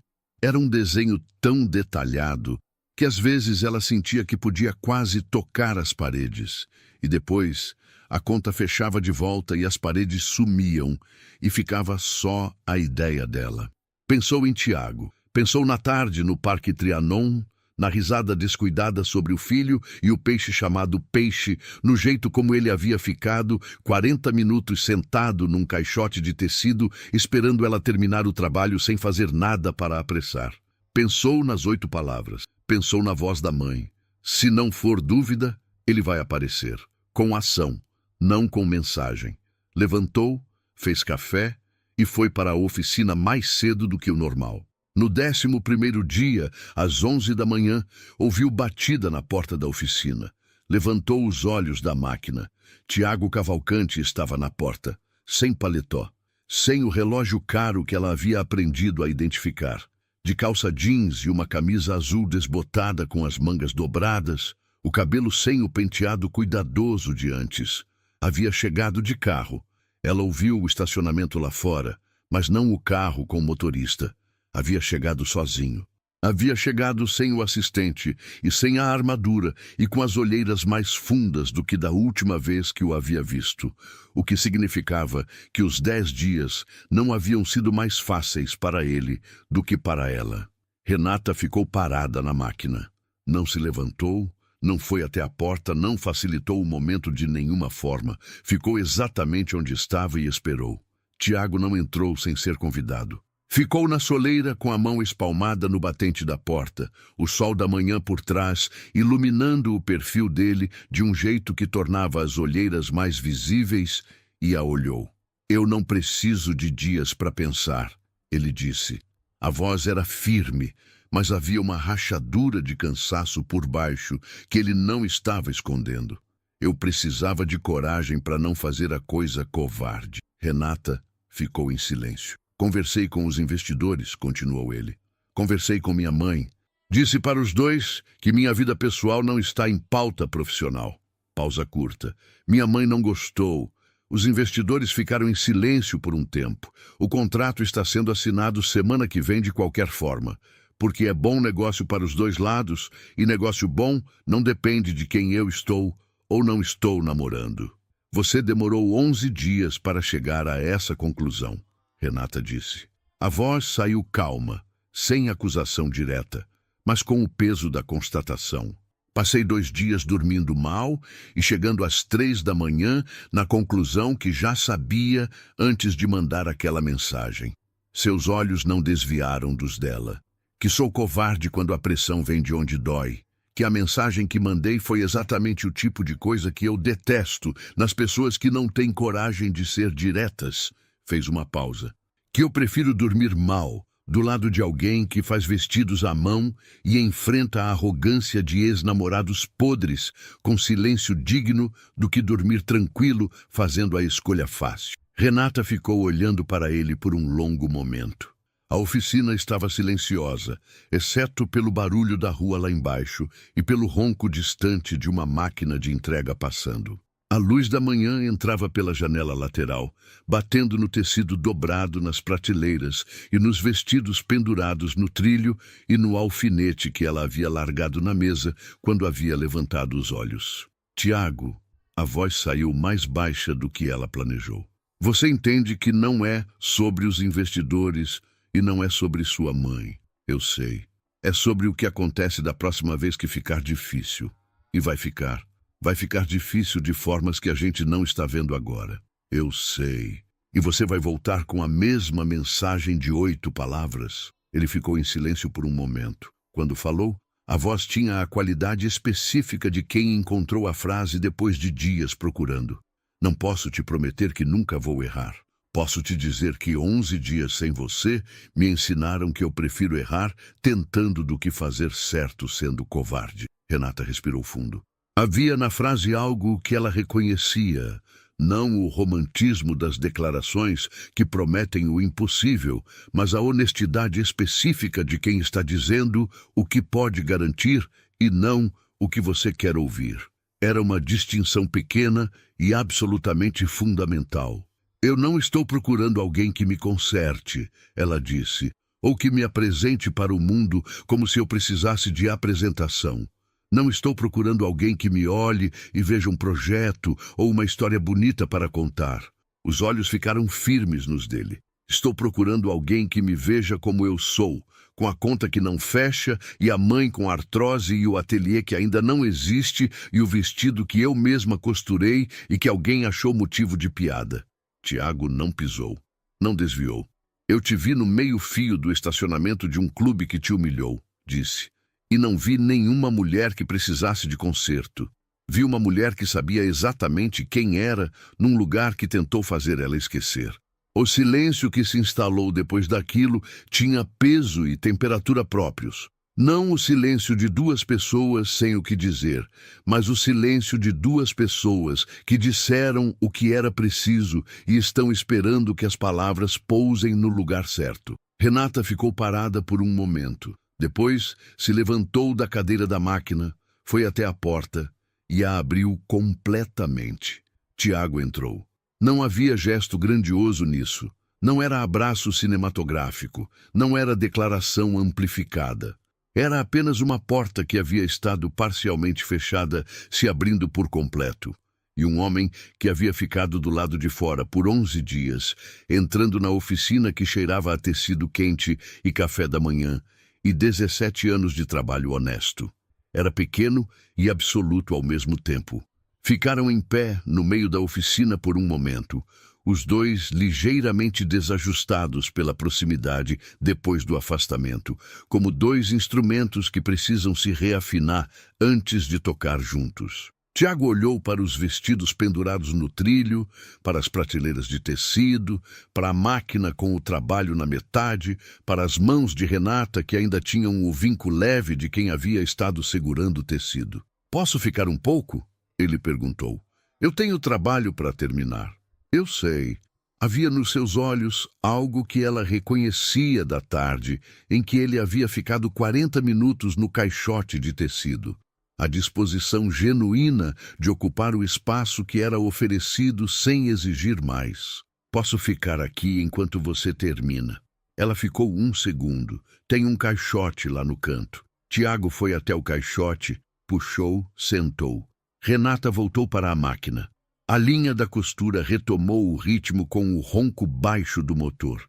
E por um longo tempo, o único som na oficina foi esse. A máquina trabalhando, a rua do Brás lá fora, e 2 pessoas ocupando o mesmo espaço com a facilidade surpreendente de quem descobre que o espaço havia ficado com a forma do outro sem que ninguém percebesse. Nas semanas que se seguiram, as coisas não ficaram simples. As coisas nunca ficam simples quando 2 mundos com geometrias diferentes tentam se mover em direção um ao outro. Havia a logística do dia a dia. Renata tinha horários que o trabalho ditava e que não cediam para a conveniência de agenda de CEO. Havia os olhares em alguns dos lugares onde saíam juntos. Não cruéis, mas presentes. Os olhares de quem está fazendo a conta visível do que não combina. Havia a mãe dele, Vera Cavalcante, que havia sido direta na primeira vez e continuava presente como uma pressão de baixa frequência que Tiago navegava com mais facilidade do que ela havia esperado, mas que não havia desaparecido.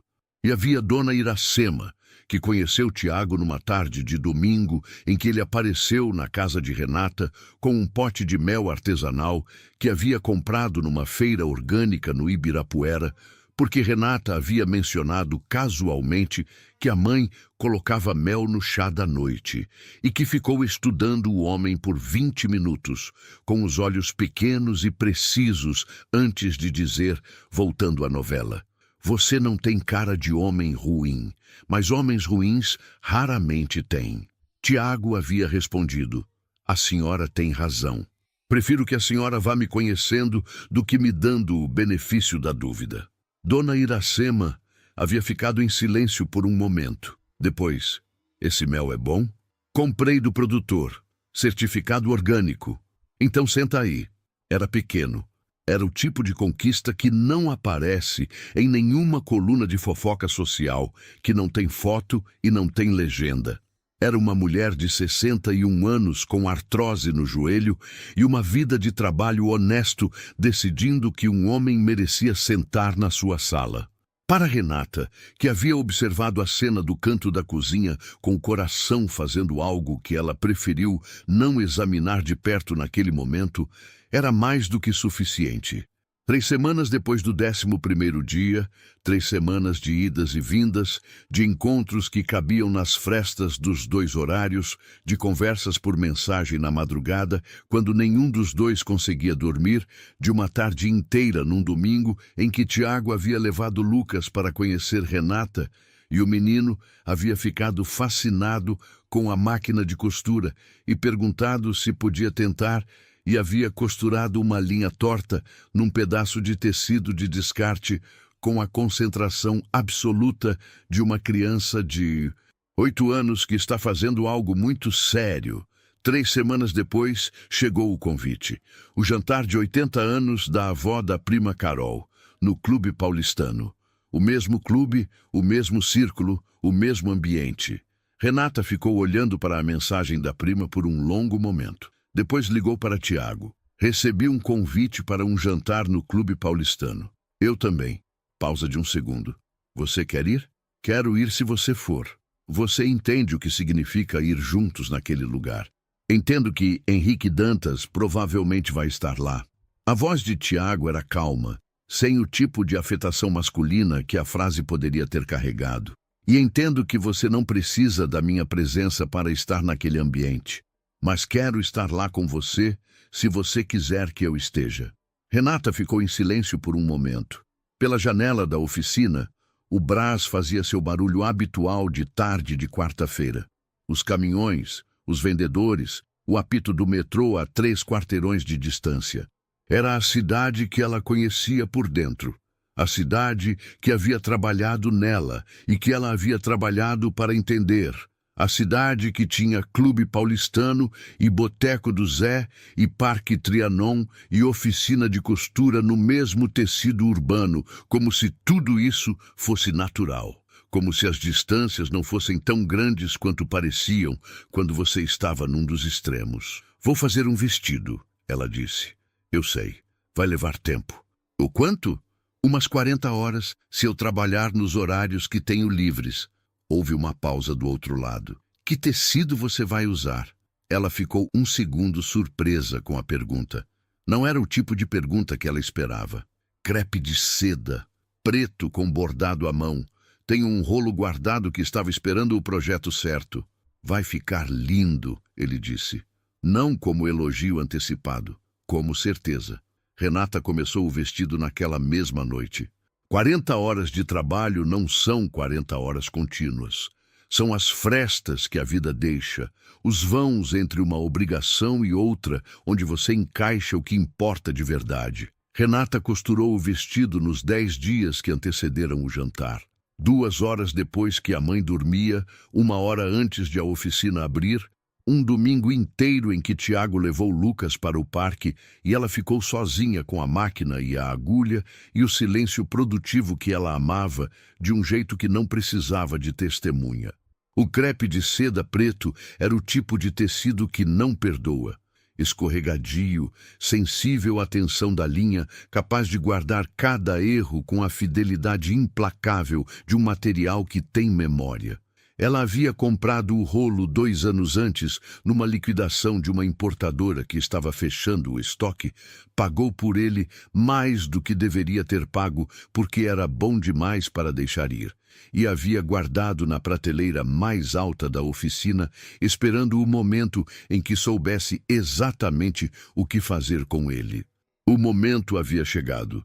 O bordado à mão era a parte mais demorada, e ela sabia disso quando decidiu fazer, e havia decidido exatamente por isso. Não havia atalho no bordado à mão. Havia ponto por ponto, agulha entrando e saindo do tecido com a paciência de quem sabe que o resultado não existe sem o processo. Ela escolheu um padrão geométrico sutil na barra e no decote, linhas que de longe pareciam apenas uma textura, mas que de perto revelavam estrutura.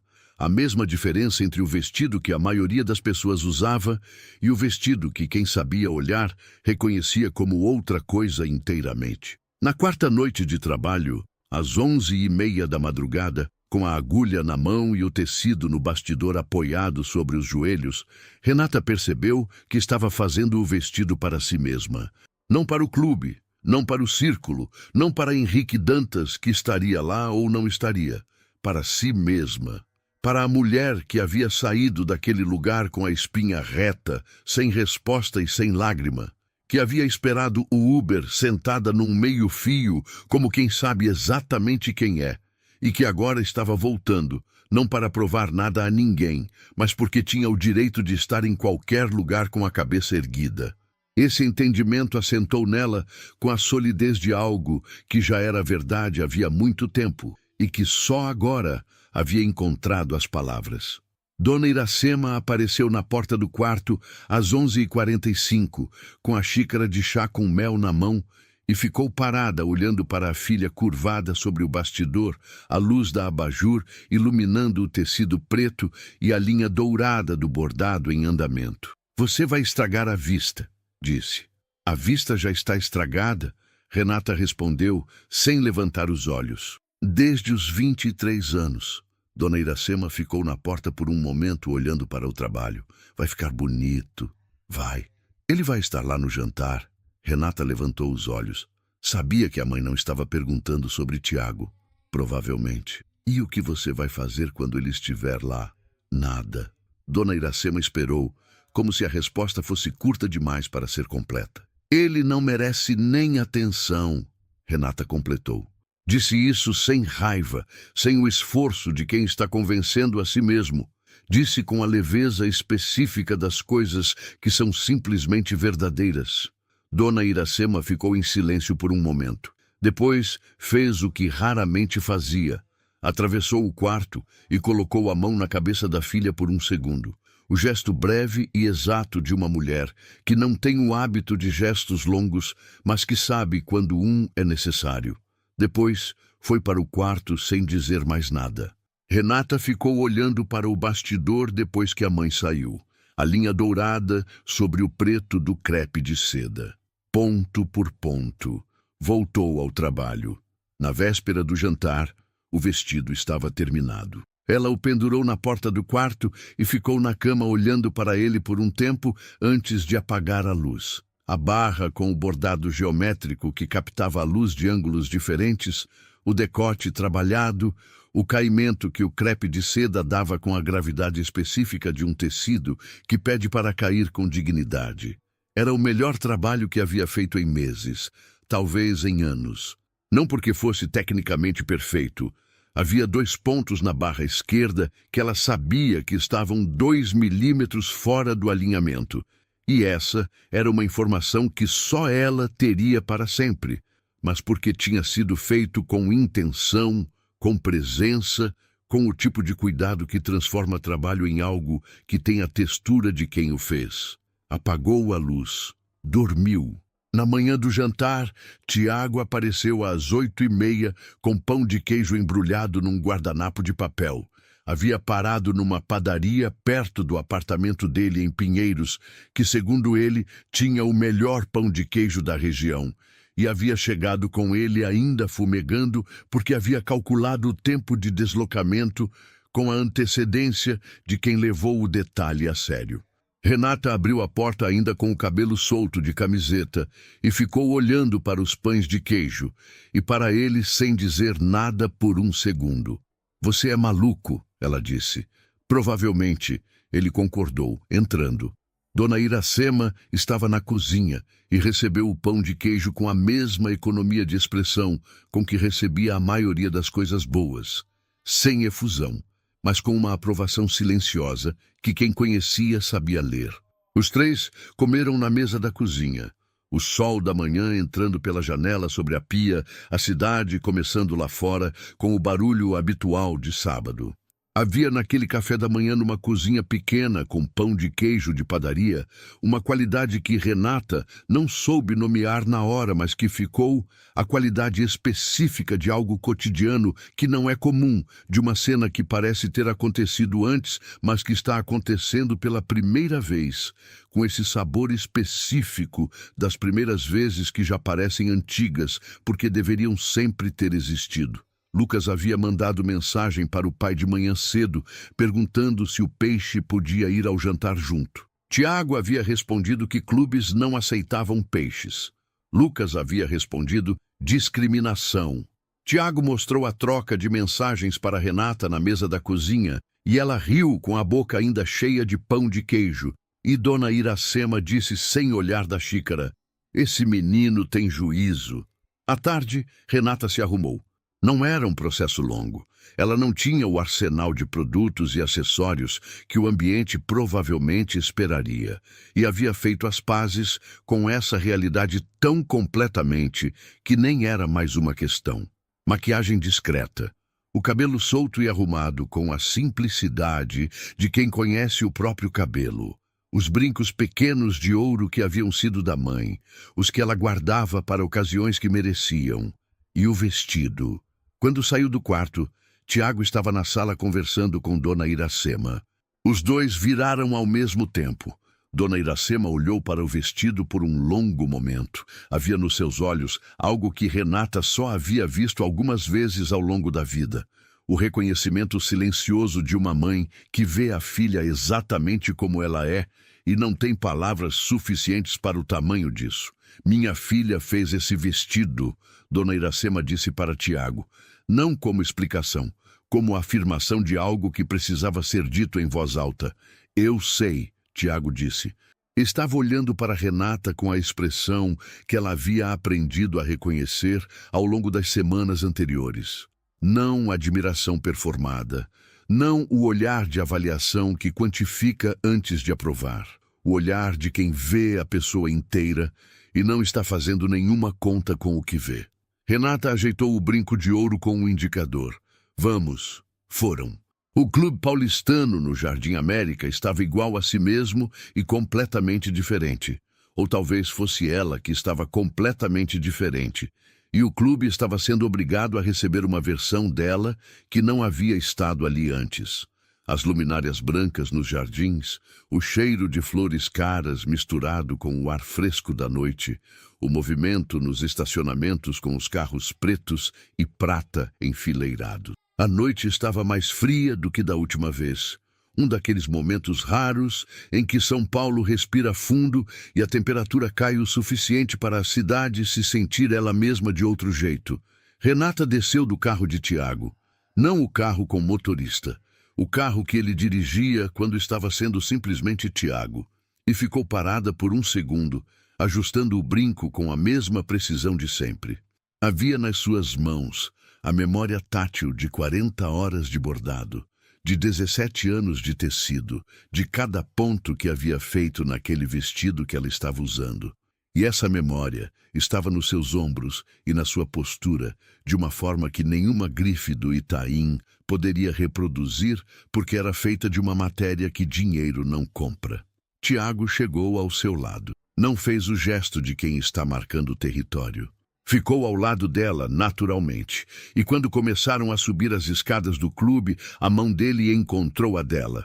Não com cerimônia, não com o peso de uma declaração pública, mas com a facilidade específica de duas mãos que já conhecem o caminho uma da outra. A mão dela encaixou na dele, subiram as escadas, entraram de mão dada. O salão estava com o mesmo brilho calculado de sempre. Lustres de cristal, talheres polidos, arranjos de flores brancas, o murmúrio discreto de conversas entre pessoas que sabem o preço de tudo ao seu redor e raramente o valor. Havia, talvez, 90 pessoas distribuídas entre as mesas e o espaço de coquetel. A prima Carol os recebeu perto da entrada com o abraço genuíno de quem está feliz, mas levemente desestabilizado pela composição da cena. Renata, o vestido que não era de grife, mas que tinha uma qualidade que fazia parar. Tiago Cavalcante, que todo mundo naquele salão conhecia pelo sobrenome. O marido Rodrigo cumprimentou com a firmeza de mão de quem recalibrou a avaliação em tempo real. Circularam. Havia champanhe numa bandeja de prata que passou perto deles, e Renata pegou uma taça sem hesitar. Não a taça de quem está tentando se sentir à vontade, mas a de quem está à vontade. Havia pessoas que conheciam Tiago e se aproximavam com a naturalidade do território familiar, e ele os cumprimentava com educação sem soltar a mão de Renata, o que ela notou e arquivou em silêncio. Havia pessoas que olhavam para ela com o radar social calibrado para identificar sobrenome e conta bancária e não encontravam nada reconhecível, e o desconforto discreto que isso gerava neles era um problema que pertencia inteiramente a eles. Pela primeira vez naquele ambiente, Renata não sentiu o impulso de se justificar. Não sentiu a pressão de provar pertencimento ou de se minimizar para caber. Estava ali porque havia sido convidada, estava com quem havia escolhido estar, estava usando o vestido que havia feito com as próprias mãos durante 40 horas, e essas três coisas somadas tinham o peso suficiente para qualquer espaço. Foi perto do buffet de entrada, uns 40 minutos depois que chegaram, que Henrique apareceu. Estava com Isabela, os dois integrando um grupo maior perto de uma das mesas de coquetel. O mesmo porte de sempre, a mesma facilidade de quem nunca precisou pensar onde colocar os ombros num ambiente como aquele. Ele a viu ao mesmo tempo que ela o viu. E por um segundo, a expressão dele foi a de alguém que havia calculado essa noite de formas diversas, mas não havia calculado essa variável específica. Não havia calculado a Renata que volta. Não havia calculado a mão dada. Não havia calculado o vestido preto com bordado à mão, que era completamente diferente do vestido verde de meses atrás, mas que tinha a mesma qualidade inconfundível de coisa feita com intenção. A qualidade que ele havia tentado transformar em piada e que estava agora no mesmo salão, intacta, sem ter precisado de nenhuma resposta para continuar sendo o que era. Renata não mudou o passo, não desviou o olhar. Não fez absolutamente nada para alterar a trajetória do que estava fazendo, que era simplesmente continuar existindo no espaço com a mesma naturalidade com que havia entrado. Passou a uma distância de alguns metros de Henrique, que ficou parado com o copo na mão e a expressão de alguém que entende, naquele exato momento, a diferença entre poder humilhar alguém e ter feito isso. Henrique não disse uma palavra. Era o tipo de silêncio que não era falta de voz, era excesso de entendimento.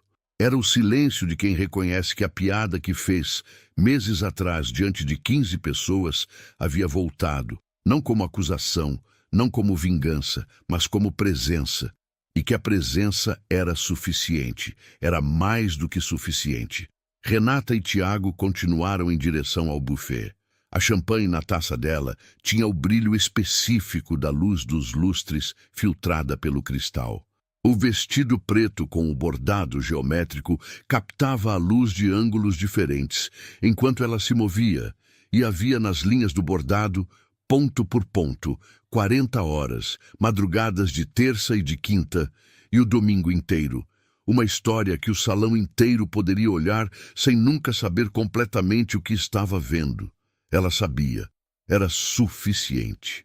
Encontraram a avó da prima Carol perto da mesa de honra, uma senhora de 80 anos, com a coluna de quem passou a vida, sabendo onde colocar o corpo e os olhos vivos de quem ainda presta atenção em tudo. Dona Zaira cumprimentou Tiago pelo nome, porque conhecia o sobrenome há décadas, e depois virou para Renata com aquela avaliação direta e sem malícia que às vezes só os muito velhos e as crianças conseguem fazer. Que vestido lindo! Disse Dona Zaira. As mãos com manchas do tempo se estenderam brevemente para tocar a barra, com a familiaridade de quem conhece tecido, bordado à mão. Sim, Renata disse. Quem fez? Eu. Dona Zaira levantou os olhos para ela. Havia neles algo que não era surpresa. Era reconhecimento. A espécie de reconhecimento que atravessa classe e idade e contexto, porque é feita de uma substância mais antiga que tudo isso. Há quanto tempo você costura? Perguntou. 17 anos.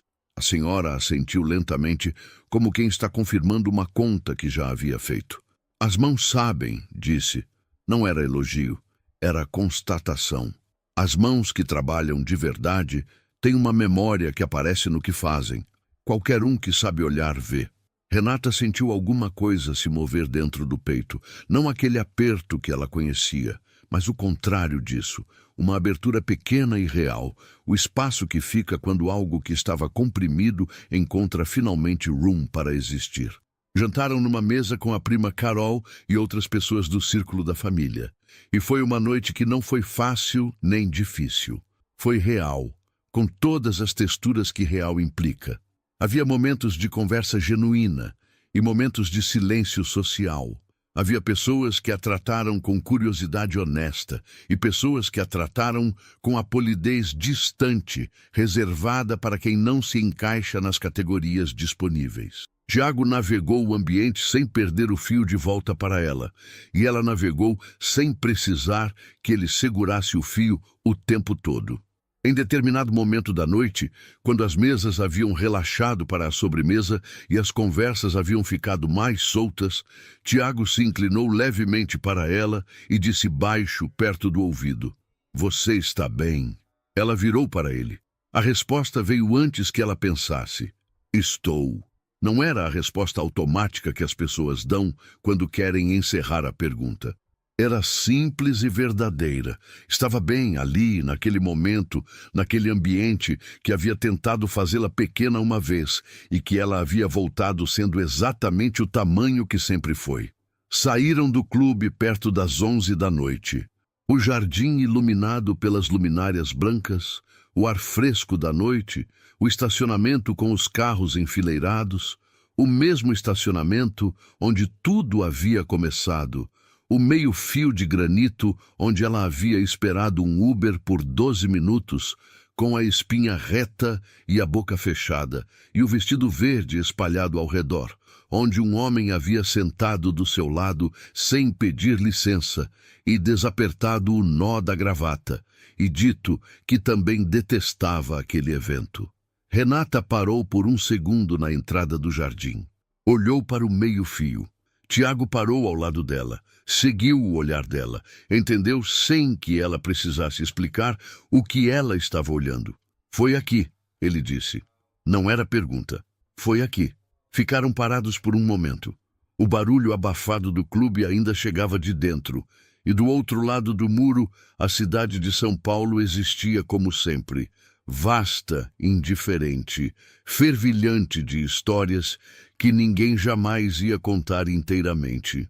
Ali no jardim iluminado pelas luminárias brancas, parados na entrada do mesmo estacionamento onde dois estranhos haviam sentado num meio-fio numa noite de humilhação que não havia terminado em humilhação, Havia algo que não precisava de palavras para ser completo. Tiago apertou levemente a mão dela. Ela apertou de volta. Foram embora. No carro, Renata ficou olhando pela janela para as ruas do Jardim América, dando lugar às ruas do Itaim, depois da Paulista, depois do caminho de volta para o Brás, onde a mãe estaria dormindo com a televisão ligada baixinho, como sempre dormia.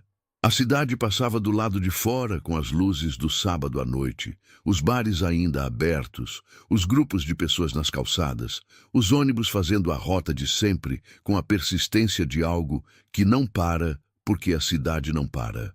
Ela tocou o vestido, Renata disse depois de um tempo. Dona Zaira? Ela tocou o bordado e disse que as mãos que trabalham de verdade têm uma memória que aparece no que fazem. Pausa. Uma senhora de 80 anos, num jantar do Clube Paulistano, disse a coisa mais honesta que eu ouvi naquele lugar nas 2 vezes que estive lá. Tiago ficou em silêncio por um momento. O que você sentiu quando ela disse isso? Renata ficou olhando para as luzes da cidade passando pela janela. Que valia 40 horas. Tiago não respondeu com palavras. Tirou a mão do câmbio e colocou sobre a mão dela no banco entre os dois. Ficaram assim pelo resto do trajeto, a cidade passando lá fora, as mãos juntas no silêncio confortável de 2 pessoas, que não precisam preencher o espaço para saber que ele está cheio. Quando chegaram na frente do prédio dela, no Brás, com a rua ainda movimentada como a rua do Brás é às 11 da noite, Renata ficou um momento sem abrir a porta. A luz do poste entrava pela janela em ângulo baixo, iluminando o bordado do vestido de um jeito que fazia os pontos geométricos parecerem ainda mais estruturados, cada um no lugar exato onde ela havia decidido que ficaria, ponto por ponto, hora por hora, nas madrugadas da semana anterior. Tiago! A voz saiu baixa, sem o peso de uma conversa importante. Era apenas o nome dele, dito porque, às vezes, dizer o nome de alguém é a coisa mais completa que você pode fazer. Obrigada por ter sentado no meio-fio. Ele ficou em silêncio por um segundo. Obrigada por ter deixado. Ela abriu a porta, desceu, ficou parada na calçada por um momento com a bolsa no ombro e o vestido preto na noite do Brás. Ele ficou com a janela aberta. Sábado? Ele perguntou. Sábado eu trabalho de manhã. À tarde então. À tarde. Renata entrou no prédio. Subiu as escadas devagar, ouvindo os sons do edifício, a televisão de alguém no 2º andar, o barulho de uma criança que ainda não havia dormido no 3º, o respirar lento do prédio na sua versão noturna. Abriu a porta do apartamento. A televisão de Dona Iracema estava ligada baixinho, como sempre. Chegou? A voz da mãe veio do quarto. Cheguei, mãe. Como foi? Renata ficou parada na entrada do corredor, com a bolsa ainda no ombro e o vestido que havia levado 40 horas para fazer e que havia entrado naquele clube com a cabeça erguida e saído de mão dada. Foi bem, ela disse. E era verdade de um jeito que ela não precisava expandir, não precisava explicar, não precisava transformar em narrativa para ninguém. Era a verdade simples e inteira das coisas que foram como deveriam ter sido. Não perfeitas, não resolvidas de uma vez para sempre, não o fim de nada, mas o começo firme de algo construído sobre materiais que não cedem. Pendurou o vestido na porta do quarto, como havia feito na véspera, desta vez com a diferença de quem está guardando algo que foi usado e não apenas admirado. Ficou olhando para ele por um momento, o bordado dourado sobre o preto.